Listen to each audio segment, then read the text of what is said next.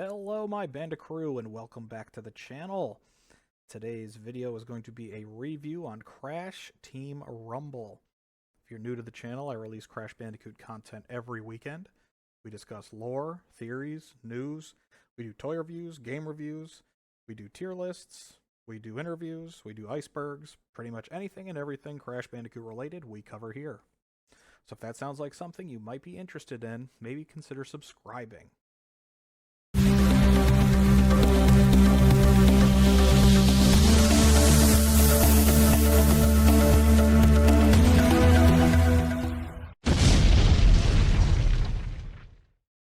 And now onto the review.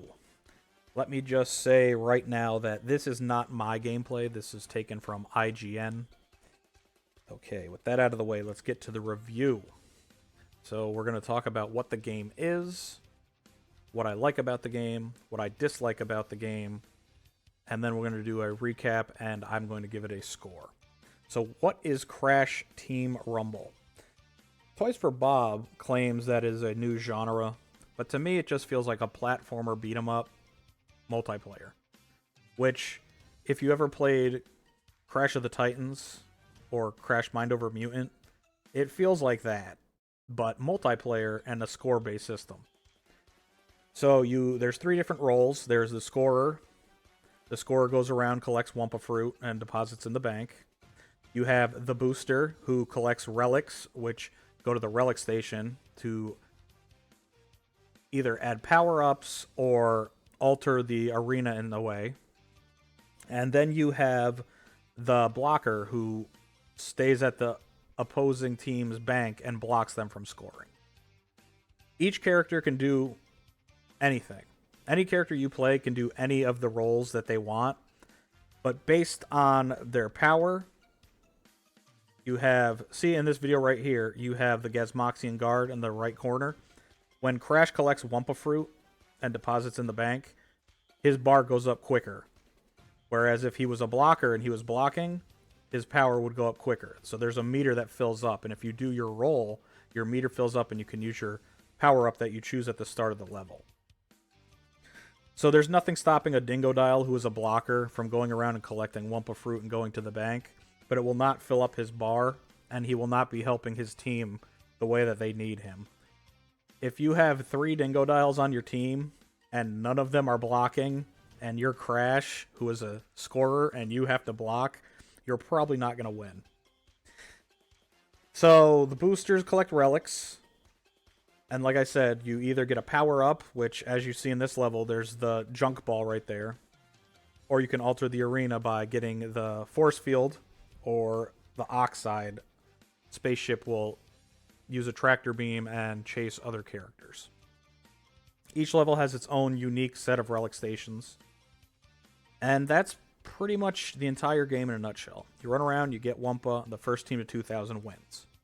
And it's a very fast-paced game. That's what I enjoy about it. I enjoy that greatly. I don't think a round should last more than 5 minutes. And even then, if it's going 5 minutes, that's a longer round. So now we'll talk about my likes. My likes, I like the characters that they had for the starting roster. Not wild about Cat Bat, because this is a new Crash game, and you'd think that they would start with already known characters with such a small roster, but Cat Bat's fun, so I'm okay with his addition. I like all the levels, for the most part. They're all lush and vibrant. They make me think of a Saturday morning cartoon. If you showed me this game back in 1996 when Crash 1 came out, my mind would be blown. It's like you're literally playing a Crash Bandicoot cartoon. So those were the likes, the fast gameplay, the style, the visuals. There's a lot of unlockables. Most of it is just cosmetics.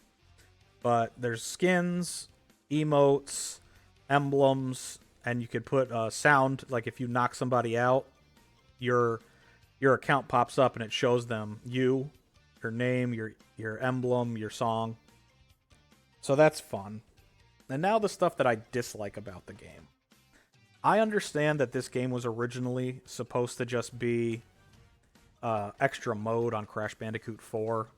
So it's no surprise that most of the assets in this game are Crash 4 centric. All the levels are from Crash 4. Not the levels themselves, but the themes. All these themed levels are from Crash 4. All the characters are from Crash 4. The only one whose model wasn't taken directly from Crash 4 was Catbat, and even then he was in the epilogue. There was a picture of him. So that's my dislike. If you are a longtime fan of Crash Bandicoot and you want stuff like Twin Sanity or Wrath of Cortex or, you know, any of the other Crash games, if you want levels to explore from Crash Warped, it's not going to be here. They're focusing on Crash Bandicoot 4. Which, again, like I said, I understand this was originally just supposed to be a extra mode on Crash Bandicoot 4, so it's no surprise that that's where they're focusing it all. But hopefully down the line in future seasons, we will get more stuff that is not from Crash Bandicoot 4. So, now the recap. What is the game? A platformer beat 'em up where you collect Wumpa Fruit with 3 different roles. What I like about the game, the visuals, and the fast pace. What I dislike about the game, it's all Crash Bandicoot 4. We want this to be... It's crazy, because we went from Crash Team Racing Nitro Fueled, which was such a love letter to the fans, to Crash Team Rumble, which is an add-on for Crash 4.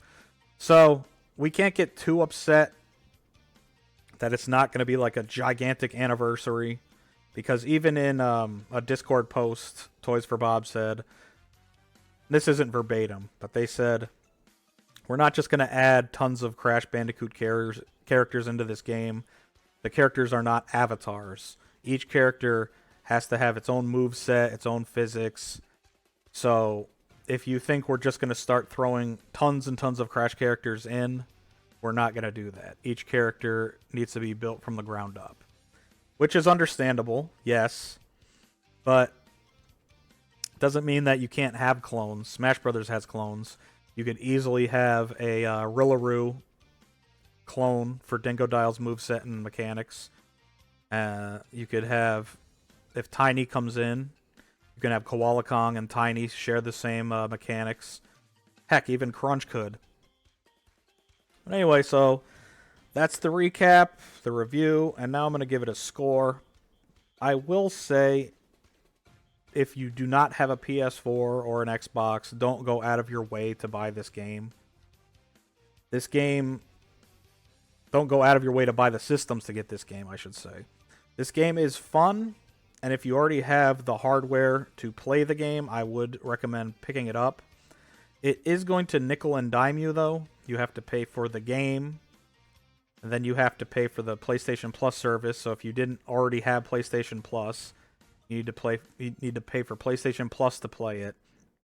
And as I said before, it is not offline mode. You will have to have high-speed internet to play this game too. So don't go out of your way to get hardware to play this game. But if you already have all the bells and whistles that you need to play it, I'd say pick it up. It's fun. It's fast-paced.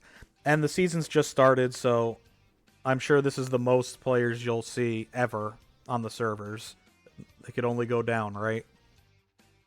So I'd say give it a go. In comparison to other Crash games, I would say that this is lacking in that department. Hopefully, as the seasons progress, we'll get more content.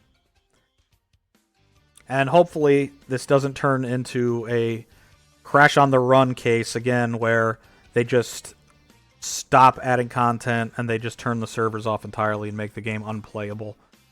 Hopefully, if they do decide to stop with content and everything, they give us an update to play the game offline, because making it online only with their servers is a hiccup in my opinion. Anyway, everyone, I hope you enjoyed the video, and we'll see you in the next one. Take care.